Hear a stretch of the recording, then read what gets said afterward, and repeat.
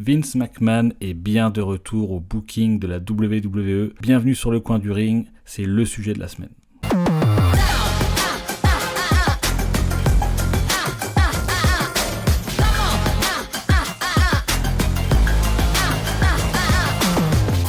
Salut à tous, c'est Biff et bienvenue pour le sujet de la semaine. Vous savez maintenant, chaque semaine un sujet, et le sujet qui a fait beaucoup parler, c'est évidemment le retour de Vince McMahon aux commandes, du moins au booking de la WWE. Alors peut-être pas en totalité, mais il a beaucoup perturbé les derniers bookings de Raw After WrestleMania. Juste avant, n'hésitez pas à vous abonner, à nous suivre sur les réseaux sociaux, TikTok, YouTube, en podcast, et on va commencer avec le sujet. On a eu du mal à le croire après un week-end de WrestleMania, même une semaine de WrestleMania assez chargée. Il y a beaucoup de shows, beaucoup de choses à regarder et beaucoup de news. Eh bien, on a eu du mal à le croire, mais visiblement Vince McMahon a bien perturbé le Raw après WrestleMania. Il a pris plus ou moins les commandes du show. Il a également un bureau en backstage, comme ce fut le cas avant qu'il prenne sa petite retraite entre guillemets. Donc beaucoup de choses après ce long week-end. Donc déjà WrestleMania qui a été d'un très bon cru, où visiblement là il n'a pas eu trop son mot à dire, Vince McMahon, même si alors après est-ce que c'est de son fait ou pas, on sait pas trop, mais visiblement il y avait un angle de prévu avec Bobby Lashley et LA Knight qui devait aboutir sur un match. Et ça a été annulé, donc après est-ce que c'est vraiment Vince McMahon qui a fait annuler ce changement? Je ne pense pas, puisque quand même WrestleMania est un énorme show sur un week-end entier, sur 2 jours, donc pour perturber les bookings c'est assez compliqué, mais déjà ce segment maintenant fait parler, puisqu'on sait que Vince McMahon a touché à l'écriture de Raw. Donc voilà, ça c'était le premier élément. Ensuite, le lendemain de WrestleMania, du dimanche, on a appris que la WWE est vendue, c'est fait. La WWE est vendue au groupe mère de l'UFC. Donc l'UFC et la WWE sont maintenant dans la même société. Alors on verra ce que ça va donner sur l'avenir. Alors attention, il faut savoir que l'UFC n'est pas à 100% propriétaire, ils ont 51%, et les actionnaires actuels de la WWE, dont Vince McMahon, Triple H, etc., sont à 49% dans la WWE. Donc voilà, c'est l'actionnaire majoritaire, mais pas à 100%, donc ils ont quand même la majorité, mais les restes des actionnaires ont leur mot à dire quand même en cas de décision importante. Donc ça c'est le deuxième gros point, on verra ce que ça va donner, il y a déjà beaucoup de photos qui tournent, notamment Conor McGregor avec le titre UFC et le titre de la WWE sur les épaules, évidemment c'est un montage, mais il a commencé à se chauffer avec Paul Heyman, notamment peut-être pour un futur match contre Roman Reigns. Enfin voilà, là c'est que le début, mais on sent qu'il y a plein de choses qui bougent. Et pour revenir au sujet, donc Vince McMahon, le lendemain de WrestleMania, la vente, et ensuite WWE Raw qui a été très perturbé. Beaucoup de fans considéraient que ce Raw après WrestleMania était très décevant.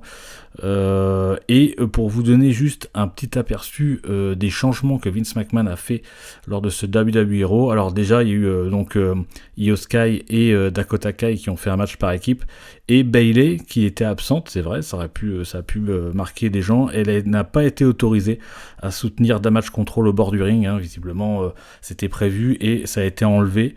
Le Seth Rollins qui avait un segment, on voit la vidéo tourner des gens qui étaient dans le public sur les réseaux sociaux, où il devait faire une promo, et ça a été raccourci pendant la pub, pendant qu'il y avait la pub à la télé. Quelqu'un est venu lui parler sur le ring en lui disant qu'ils allaient raccourcir son segment. Même on voit bien sur la vidéo en question Seth Rollins qui lève les bras, qui comprend pas trop. Enfin voilà, c'était un petit peu fait complètement à l'arrache.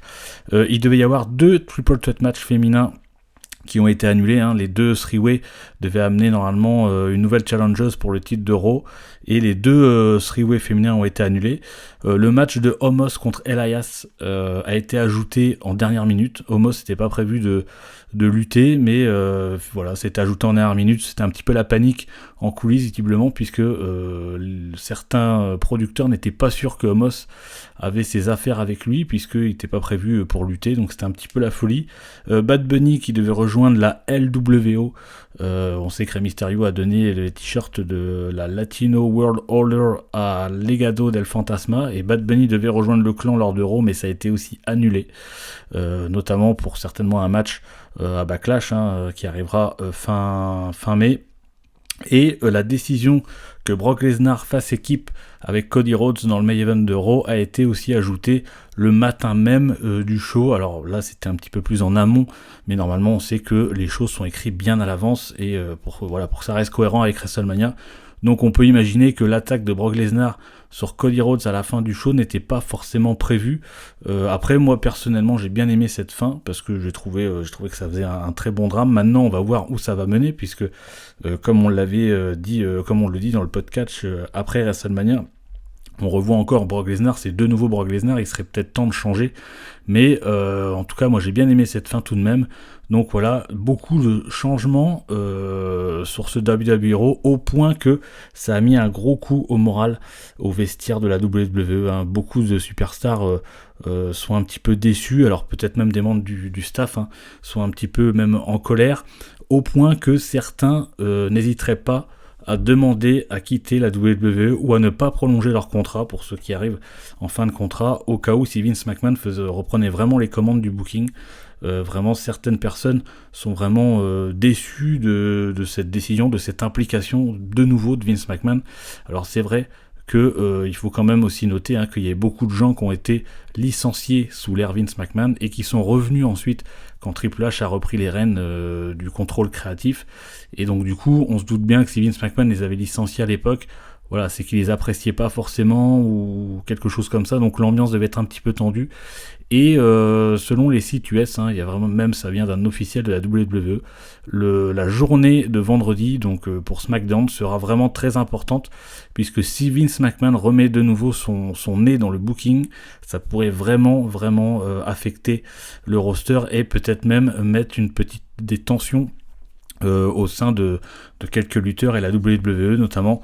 Je sais que j'ai vu passer, alors après à voir évidemment, que l'avenir par exemple de Bayley et de Asuka serait entre parenthèses à la WWE. Alors je sais pas si Asuka compte quitter la fédération, ça me surprendra un petit peu. Voilà, encore une fois, ça va prendre avec des pincettes.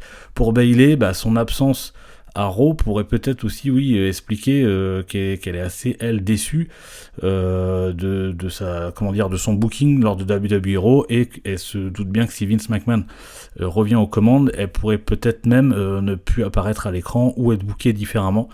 Donc on va voir ce que ça va donner après SmackDown de vendredi, si vraiment il va y avoir beaucoup de chamboulements.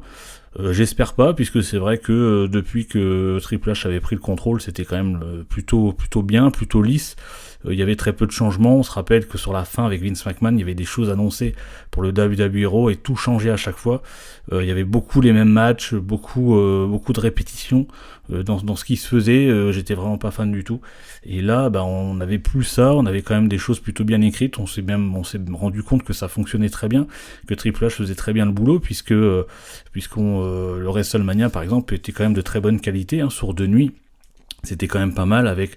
Voilà, après, beaucoup de gens ont été déçus de la défaite de Cody Rhodes, mais avec un excellent drame quand même, Roman Reigns qui reste toujours champion. Alors c'est vrai que ça fait presque 3 ans maintenant. Maintenant on se demande qui va le battre, mais voilà, en tout cas, tout ça faisait que ça fonctionnait plutôt bien. Les lutteurs avaient l'air très bien d'ailleurs.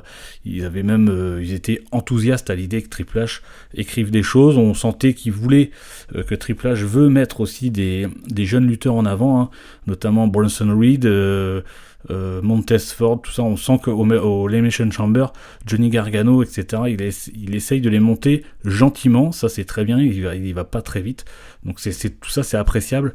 Maintenant on verra si vraiment Vince McMahon est de retour à 100%, si vraiment ça grogne dans les vestiaires. Peut-être qu'il va lâcher un peu de lest et qu'il va dire ok, je laisse tomber, mais on sait que Vince McMahon a un énorme ego. La WWE est son bébé, quelque part. On sait qu'il l'a géré pendant des années, des décennies et des décennies. Donc espérons quand même que c'était juste un coup de folie, on va dire, de Vince McMahon, et qu'il ne soit pas de retour au booking. Mais en tout cas, on va voir ce que ça va donner. Suivez-nous sur les réseaux sociaux, on sera au courant de tout ça après SmackDown, si vraiment il y a des choses encore qui ont été touchées par Vince McMahon ou pas, et comment va se comporter le vestiaire si vraiment Vince est de retour. Donc suivez-nous sur les réseaux sociaux, n'hésitez pas, abonnez-vous sur YouTube en podcast, écoutez-nous, et n'hésitez pas à commenter si vous êtes sur YouTube ou sur les réseaux sociaux le sujet de la semaine. On se retrouve bientôt pour un autre sujet, un podcast et d'autres choses.